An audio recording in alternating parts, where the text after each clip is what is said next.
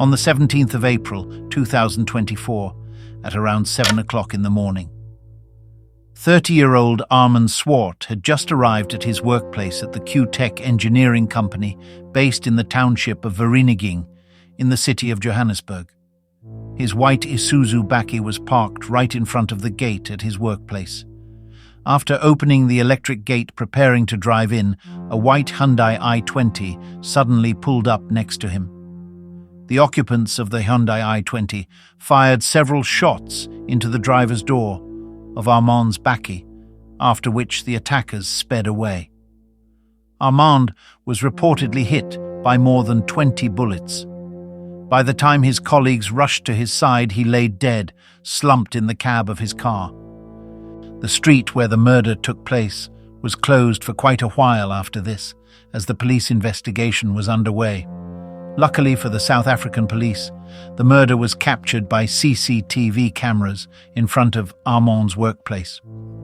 A few hours after the murder, police found out that not one, but two vehicles, a Mercedes-Benz C-Class and the Hyundai i20, were used in the attack. When they tracked the Hyundai's license plates, their investigation led them to Bramley, a residential area located north of the city of Johannesburg, which is an hour away from the scene of the murder. An operational plan was carried out by the SAPS task force, and two suspects were caught and arrested. The Hyundai i20 with fake license plates was seized. An unlicensed AK-47 rifle, two handguns and ammunition were found and seized inside the car. The Mercedes-Benz C-Class, with fake number plates, was also found along the R59 highway shortly afterwards. An unlicensed firearm, ammunition, and spent cartridge were found in the vehicle, and another suspect was arrested at the scene. The three individuals who were arrested for the murder of Armand Swart were Michael Tau, Tego Mabusela, and Musa Kakana. On the 27th of April 2024, the three suspects appeared at the Vereeniging Magistrates Court. The trio was facing charges of murder, conspiracy to commit murder, and illegal weapons possession. During their court appearance, the state revealed that one of the accused, Michael Tau, is a veteran detective within the South African Police Service with over 30 years' experience.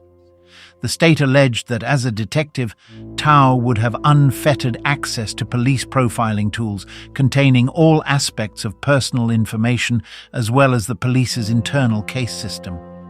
This access could provide invaluable intelligence if a police officer went rogue, beneficial both before and after the crime. It is believed that the trio had followed and surveilled Swart on his daily commute from his home in Vanderbijlpark and his job at the Metalworks Engineering Company in Vereeniging. A picture of their target was shared among the three suspects, and according to cell phone tower analysis, the men could be placed conducting surveillance as early as the 13th of April, and they conducted surveillance at or near the murder scene on April 14th, 15th, and the 16th of April. 2 weeks before Swart was shot dead, the engineering company which he worked for blew the whistle on a huge Transnet tender price inflation scheme that saw the cost of a single contract gouged by more than 4,500%. It is alleged that Swart's company discovered an innocuous railway component, a simple spring no larger than a finger, they produced and sold for 3 Rand 20 cents, had then been sold on to Transnet with a tag of 152 Rand. With the state-owned enterprise buying a consignment of 8,000 of these springs, what should have been a 25,000 Rands purchase became one worth more than 1.2 million Rands. This pricing discrepancy was even reported to Transnet and also the Department of Public Enterprises on the 4th of April. After reporting the price surge, one of the company's managers was marked for death, with an unknown paymaster placing a bounty of 1 million Rand on his head. The state revealed that Swart was unfortunately not the intended target of the hit, and his murder was a case of mistaken identity. Swart was just a general worker at the company. The hit was meant for his manager. At the time Swart was killed, The alleged hitmen had 6 convictions and 6 pending cases between them. Tao had convictions for assault and kidnapping stretching back to 2003, despite being in the police force for over 3 decades. Mabusela was tied to pending cases related to a 2019 cash-in-transit heist, fraud, and the possession of a stolen car. The third suspect, Kakana, was formally convicted of housebreaking, theft, malicious damage to property, and possession of illegal firearms. In each separate brush with the law, he was handed only suspended sentences. Kakana also faces 2 attempted murder charges and a rape charge in a separate case from 2023. One of the attempted murder charges that he is facing, along with Mabusela, is for the attempted murder of South African actor Teboho Thobojan. In October 2023, Thobojan's car was shot at by masked gunmen as she was driving from St. Champagne Lounge in Sandton with a friend and their driver. According to reports, they had just had drinks and dinner with a few friends. Thobojan was traveling in a BMW and was seated at the back with a friend. Another friend was driving behind them in her car. The gunmen overtook the friend's vehicle, got in between the 2 cars, and opened fire at Thobojan's vehicle from behind. Thobojan, who is famous for her role in the Venda soap opera Muvango, was shot in the foot, while her friend was shot in the spinal cord. The 3 suspects in the Armand murder case were linked to the attempted murder of Thobojan because the weapons which were used in the murder, an AK-47 and a 9mm pistol, along with cell phones, were confiscated by the police. A ballistics expert from the Political Killings Task Team examined the guns. However, the day after the crucial ballistics report was issued, on the 31st of December 2024, the Minister of Police, Senzo Mchunu, issued a letter to National Police Commissioner Lieutenant General Fanny Masemola requesting that the Political Killings Task Team be disbanded and also to freeze the filling of vacancies in the Crime Intelligence Unit. The Political Killings Task Team was formed in 2018 after the assassination of ANC activist Musawenkosi Kashana Mchunu. The task team was created by President Cyril Ramaphosa to investigate suspected political killings in the province of KwaZulu-Natal. Backed by a multi-agency presidential task force and praised for its prosecution-led intelligence-driven strategy, the team had by 2025 investigated more than 600 politically related dockets, arrested 436 suspects, and recovered over 156 firearms, with at least 55 of them linked to political crimes. Their convictions to date total over 1,800 years in prison across more than 100 cases.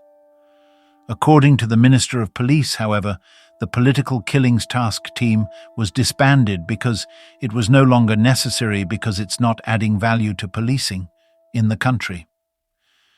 The disbandment of the task team was followed by a series of internal memos from the South African Police's crime detection head, Lieutenant General Shadrack Sibiya, withdrawing 121 case dockets from the team without the approval of the national or provincial commissioners.